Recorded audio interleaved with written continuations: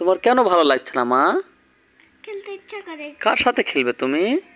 পাপার সাথে। পাপার সাথে? কি খেলবে? নাম কি খেলার?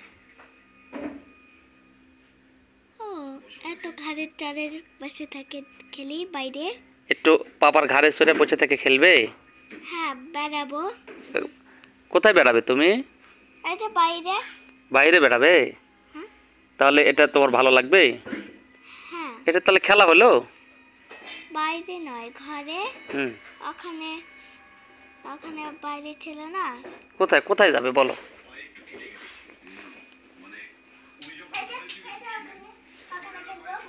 ওখানে কোথায়? বারান্দায়? আঙ্গিনায়?